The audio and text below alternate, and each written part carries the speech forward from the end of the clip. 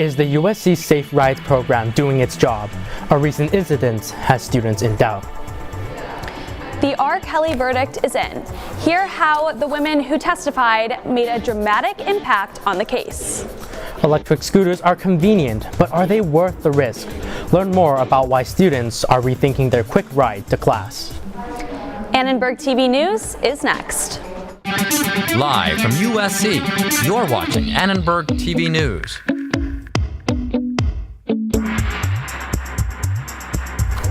USC students are raising concerns about the safety of the free Lyft program, also known as FRIFT. Good evening, I'm Michael Tseng. And I'm Brett Chody. The worries follow a DPS report of a driver sexually assaulting a rider over the weekend. DPS reported the incident took place near Jefferson and McClintock shortly after midnight on Saturday. The student called a FRIFT in North University Park and fell asleep en route to her destination. DPS says she woke up to the driver, quote, inappropriately touching her. DPS sent a campus-wide alert about the incident Saturday evening, but it contained few details about the suspect. DPS identified the driver as a male between the ages of 30 and 40. He was driving a white Toyota van. We spoke with students to get their reactions to the alert. I just feel a bit more scared to use Lyft now. Like, I'll have my taser ready probably.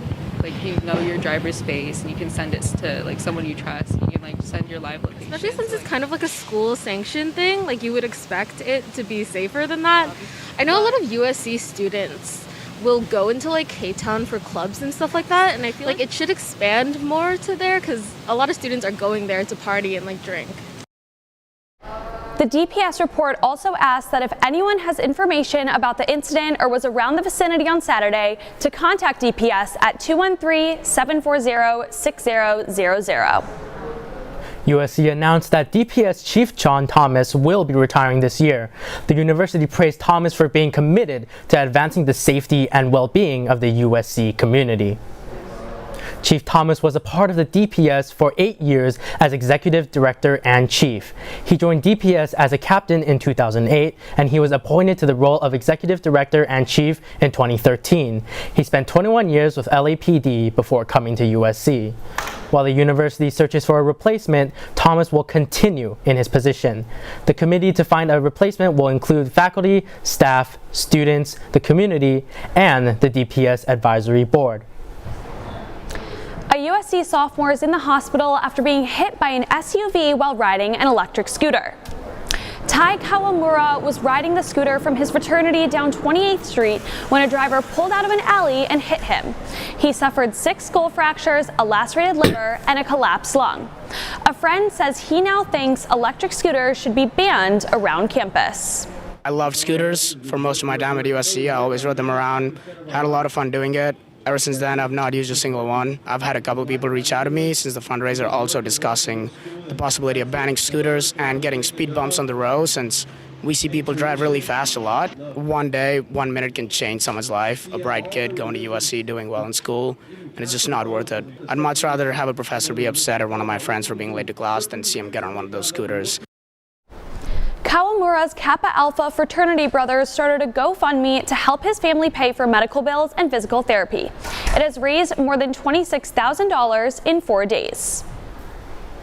If you ride electric scooters, remember to use bike lanes when available, pay attention to the rules of the road and crosswalk regulations, and don't go faster than 15 miles per hour. R&B singer R. Kelly could go to jail for the rest of his life. The 26-time Grammy nominee has been convicted on 9 counts of sex trafficking and racketeering. A jury of 7 men and 5 women found R. Kelly guilty of running a criminal enterprise that lured and trapped underage girls into sex acts. Kelly had been arrested and acquitted for similar charges of sexual abuse, but this is his first time that accusers have seen justice. This conviction would not have been possible without the bravery and resilience of R. Kelly's victims.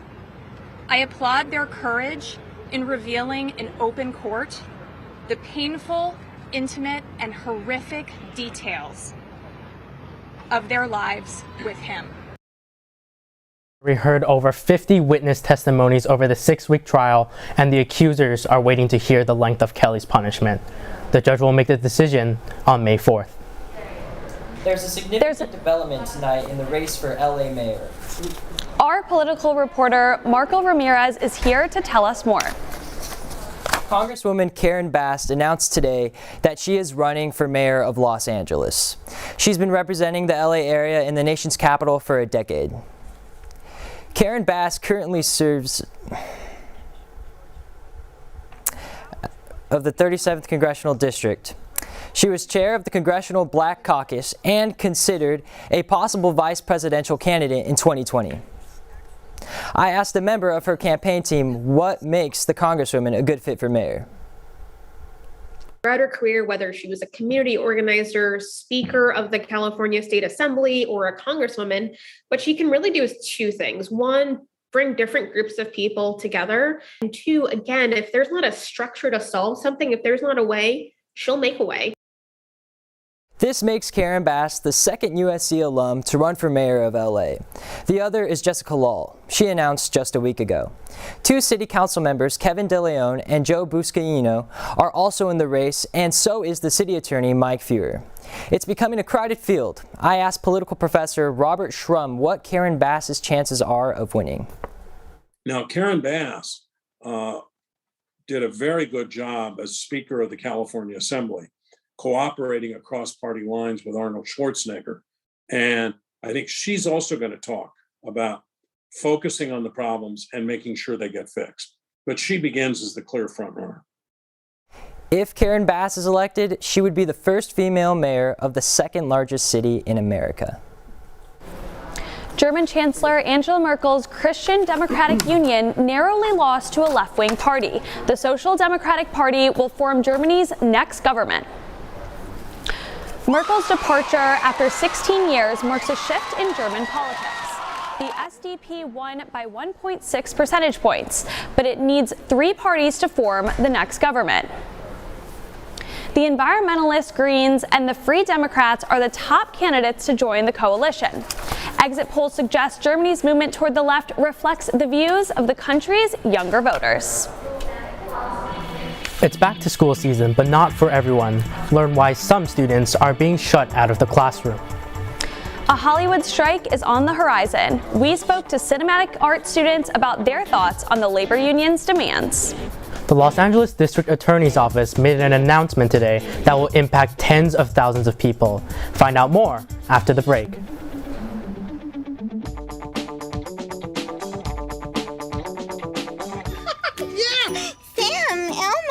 Hey, Julia, are you ready to play band with us? I'm going to play my clarinet. And Elmo's going to play his drum. Drum loud. Oh, well, you know what to do, Julia. Julia knows. Mm-hmm. With Julia's autism, loud sounds can be too much. But she still loves to make music. Play band. Early screening for autism can make a lifetime of difference. Find out more at screenforautism.org. Recently, the western U.S. has averaged more than 1,900 earthquakes and 3,800 significant wildfires each year. So chances are there will be more of both near here again. And between school, sports, and social lives, chances are you won't be with your kids when it happens. Will they know what to do? Ready.gov/kids has all the educational tools and information to make the conversation easy. When the time comes, chances are they'll feel prepared, not scared. So talk with your family today. Jordan knows he shouldn't eat this entire bowl of nachos, but tonight he's earned that right. Because a few hours ago in the middle of happy hour, he recognized a sign. Not from the gods or a bolt of lightning, but from a double heart, a kissy face, and a fourth ha in ha ha ha. That's when Jordan knew he was buzzed. So when it was time to go, he got a ride home instead of driving. Be a legend like Jordan. Recognize your buzzed warning signs and get a ride home. Buzz driving is drunk driving. A union representing cinematographers within the union unanimously voted yesterday to authorize a strike against the Alliance of Motion Picture and Television Producers. The support for the strike comes after 4 months of negotiations and was prompted by the Alliance of Motion Picture and Television Producers' failure to respond to the union's most recent proposals. The union says they are dealing with unsafe and harmful working hours, unlivable wages, and a lack of break times. USC School of Cinematic Arts students told us why they support the union's demands. Something that I've definitely heard of people having emotional problems, mental health issues because of the conditions that they're having to be put through. And even people that are now high up in the industry that started really low, talking about how miserable it was to be a production assistant. One of the things is you'll have like actors on set that'll get paid like $2-3 million or whatever the contract is, and then you got the people in the back who are getting paid hourly, and it's kind of like an ironic difference. This strike and seeing all these anonymous stories come out, it was like someone had lifted a veil that had just been over my head for the last 6 years. And I realized it doesn't have to be this way. And this is what unions are for, fighting for the rights of workers. The union is set to vote on Friday to decide if they will go on strike. The LA Unified School District is struggling to provide proper instruction to students enrolled virtually in its independent K-12 study program, and parents are speaking out. It turns out that City of Angels was not prepared to deal with so many students across the county signing up for the remote option. City of Angels was an existing school that I think typically accommodated 1,200 to 1,500 students doing online school during non-COVID times. And now they had their normal student population augmented by at least another 10,000 students who were going there only because it was their only option during COVID. Morgan Polikoff, an associate professor at USC's Rossier School of Education, says the setbacks can be detrimental for students, especially those from underserved communities. In many cases, although probably not all cases, these are some of the most academically vulnerable students. So, it could have very serious negative effects on, their educational engagement and their achievement, especially when you're talking about compounding the effects of last year's, pretty much online learning. Polikoff says it's unfortunate parents have to go through this, but it's important they step up and advocate for their children. He's encouraging parents to contact LAUSD leadership. The Los Angeles County District Attorney's Office plans to dismiss nearly 60,000 marijuana-related convictions. Going back 3 decades, the decision continues an initiative started under the previous district attorney. Last year, the DA's office dismissed 60,000 convictions. California legalized marijuana in 2016 following the passage of Prop 64. Today's a cool day and things are about to get cooler, so let's give it up for Julia with weather. Thank you, Michael. Happy National Chocolate Milk Day, everyone. It's also National Scarf Day. That's not nearly as exciting, but we've got some perfect weather conditions to celebrate both of these wonderful occasions. Looking at today's forecast, it is currently 68 degrees, 70% humidity. That's pretty high, quite frankly. But looking over the 5-day forecast, Tuesday, Wednesday, we're staying in the low 70s, high of 73, low of 61 on Tuesday, and a high of 75, low of 57 on Wednesday. Looking over at Thursday, temperatures are skyrocketing. We've got a high of 86, a low of 61. Headed over to Friday, looking towards the weekend, we've got a high of 87 and a low of 62. Saturday, another high of 87 and a low of 63. Unfortunately, our dear USC Trojan football team is away this week, so no game day, but you can spend that free time, I don't know, drinking chocolate milk, buying a scarf, drinking chocolate milk in a scarf. Speaking of which, I'm going to toss you guys over to sports to learn about water polo. Take it away.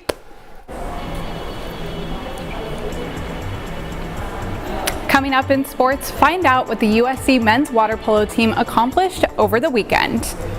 And I'm sure you all saw the horrific loss USC suffered last weekend. We will definitely be unpacking that later on in sports. And a USC football player gives back to the Los Angeles community with the Coliseum's leftover food. Stay tuned for USC Sports after the break.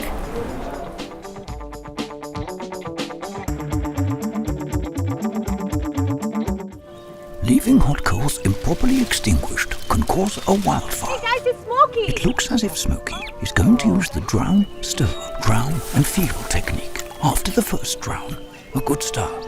Next, another drink. And finally, a close feel. Is it cool? Okay. Yeah. Hey Smokey, catch! Oh, my bad, Smokey. Only you can prevent wildfires. When I was your age, I was just like you, fascinated by stars.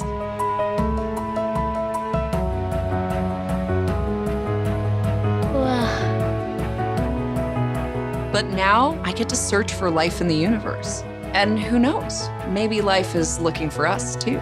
So we're like aliens to them? Yeah. Does anyone want to be a scientist now? I do. Awesome. We need more girls in STEM. Maybe we can find aliens. I'll never forget the day our landlord called and said, read your lease. No pets allowed. My owner tells him my dog ate the lease, but that didn't work. And now I'm stuck in a shelter. But this pit bull is ready for a new crib. I'm loving, loyal, and play well with others. So don't be intimidated by all my muscles, because the biggest one I have is my heart. That's right, I said it.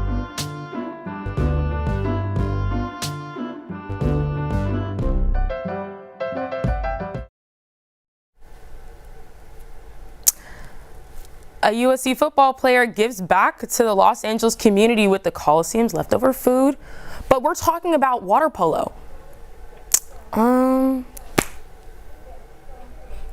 So the USC men's water polo team absolutely dominated this weekend in the Mountain Pacific Sports Federation Invitational at Berkeley.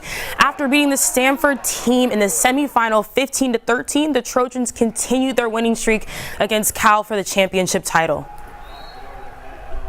Offensively, water polo performed well with junior Ashworth Molthen and Haynes Duabe both putting up points every period throughout the tournament, allowing men's water polo to outscore their opponents. But Coach Pintark attributes the Trojans' 12-11 championship victory to the team's defense. Our goalie, really Nick stepped out this weekend and made some really crucial saves, to keep the team really in check and, to give us a chance, to be where we are right now. But overall, it was a team defense as well.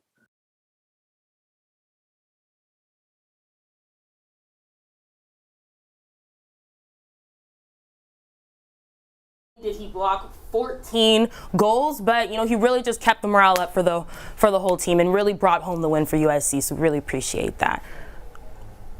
That also leaves USC undefeated with 10 wins, 0 losses, and their next game is coming up at the Aquatic Center. USC football is trying to right the ship this week after a nightmare 45-27 loss at the State Coliseum. Beavers tore through the Trojans' defense all night. Totally massacred the defense on Saturday. And now USC is in trouble, 2-1 in Pac-12, 1-2 in the Pac-12. Defensive coordinator Todd Orlando simply had no answers for anything the Beavers presented as Oregon State rushed for 322 yards on Saturday. It was part of a 535-yard offensive attack. And as for the quarterback battle, junior Keaton Slovis also struggled as well, throwing 3 interceptions and completing just over 63% of his passes. Interim head coach Dante Williams acknowledged last night his team has some work to do, definitely. I feel like I could coach a lot better. I feel like we could play defense a lot better. I feel like we could play offense a lot better. Everything, literally, it was always something that was a little out of place, and it wasn't like the players didn't fight hard. They did. It wasn't like the coaches didn't try to, coach hard. They did. But at the same time, we have to do it better than what we did. Otherwise, we're going to continue to get those results that we got last night. USC has just a few days to fix those problems before taking on the Colorado Buffaloes in Boulder this weekend. Speaking of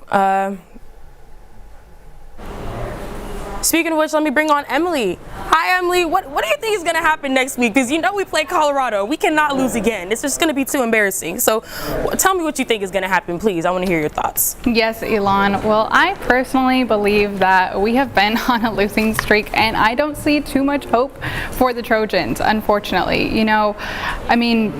It's really hard to give up hope, but I personally don't think I see a win. What about you? Okay, Okay, honestly, I do have some hope for our team, knowing that we haven't lost to who are we playing? We haven't lost to Colorado. We have 14-0 wins ever since 2018, so I really don't think we're gonna lose. We can't do it again. And also, since 2018, we haven't lost back-to-back Pac-12 games. So I really hope they don't drop the ball on that one. We have to keep some record showing that we can still be a football powerhouse. So I'm holding out hope, taking that into consideration. Also looking at our defense. Yes, our defense has some work to do, but Colorado runs a lot of running plays, so hopefully we can, Coach Steve says that we're going to get our defense together, so as long as we can stop them from running the ball, then I definitely think we have a win this Saturday, for sure. You know what, I think we're just going to have to see this Saturday, but I hope I prove you wrong. Now, on to something else more than football. For every loss, there is often a hidden gain. So USC football's Mo Hassan and other student athletes went to Skid Row last night to distribute leftover food from Saturday's game. Hassan runs a nonprofit organization called Second Spoon with the goal of tackling food insecurity. The group regularly distributes leftovers from practices and trainings to unhoused people. Yesterday marked the first time Second Spoon donated food from the Coliseum to people living in the Skid Row area. I spoke with Hassan to learn more about what this effort means to him and other Trojan athletes. In season, obviously, it's harder just with our schedules, but even then, it's good to take a break from the daily grind of practice and meetings and preparation for games and all that kind of stuff to get together and give back. Second Spoon's efforts coincides with USC's Sustainability Week and Pac-12's Zero Waste Game Challenge. Hassan said he hopes it will be the first of many partnerships with the Coliseum. Putting in, tons of time on the football field and the film room, but outside of that, I think we could do more and give back together and do what we feel a calling towards as well. Hassan's efforts are attracting attention from outside of USC. That's right, the All-State American Football Coaches Association Good Works team recently donated $10,000 to support Second Spoon's mission. Great works, team. That's all for sports. Back to you, Brett. Coming up, the USC music scene is back and louder than ever. Find out how student-led production groups are changing the game.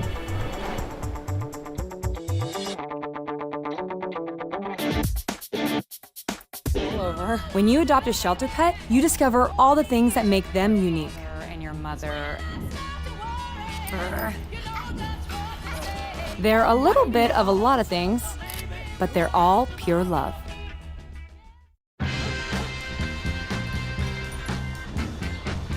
When we adopt a shelter pet, we discover they're a unique mix of all kinds of things. Come on, Drew, spotlight on this last one. There it is.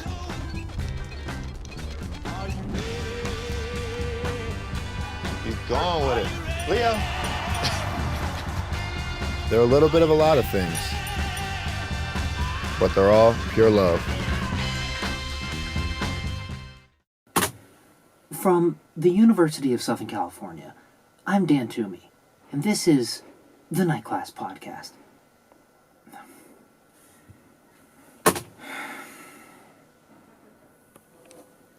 From the New York Times, I'm Michael Bavaro. This is The Daily.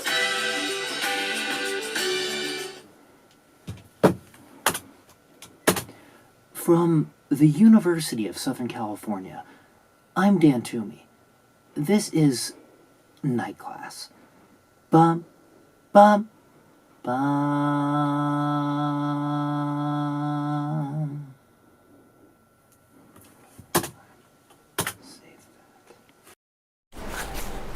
29th Street became a music hotspot Saturday night. Students and locals packed a house just off campus to listen to two alt-rock bands. The show was put on by a student-run group called 29th Street Productions. They made their debut at the end of the last school year, just as the city began loosening COVID-19 restrictions. The team is made up of all USC students passionate about supporting local artists who haven't yet had a public platform. The event featured the groups Gusby Gang and Sunrose Band. Organizers were impressed by the turnout and called the event a success. The event could not have gone better. We had, just probably over 200 people through the door. Everyone had a great time. Everything went safe. Really just couldn't have asked for a better evening. We're really here for the whole community, be it the USC community or the Los Angeles community. So. Yeah, just like any creative or artists in general, we want to work with them and help them build their careers and put on a great show for them and their fans. Jacob de Guzman, also known as Gusby, is a USC student and one of the performers from Saturday night. I mean, out of the pandemic, we were itching to play shows, and they were just there. So that just and they really helped us as a band, get back together, I guess. We never split up, but, we weren't playing shows. So it's 29th Street really helped us be like, all right, you guys are a live act. So we got shows, so let's put on a show. And they get the right crowd, too. And, a crowd full of friends and just the fellow students. More information about the organization, including future performances, can be found on their Instagram page, 29th Street Productions. You know what, Michael? I think that is so cool, and I know that I will be definitely checking that Instagram to see when the next concert is. I know I really love USC concerts. We got so many musically talented students. We had Sweetie, we had 24K Golden. Literally, LA is the city of musical talent, and I can't wait to see more of that. Totally. And with, COVID restrictions loosening and everything, I've really missed concerts. So that's so cool that they're on campus, and I'm excited to go to the next one. So thanks everyone for watching Annenberg TV News. Thank you everyone for watching. From everyone at Annenberg Media, I'm Michael Tseng. And I'm Brett Chody. For more coverage, watch and subscribe to our YouTube channel at youtube.com/Annenberg Media. And have a good night. Michael, what are your plans for tonight? Tonight, I'm just gonna go home, do some work. But other than that, I'm probably gonna check out 88 Rising, the concert, just because I really love Asian produced music, and it's a huge concert. Everyone's gonna go. It's a big banger. And yeah, what about you, Brett?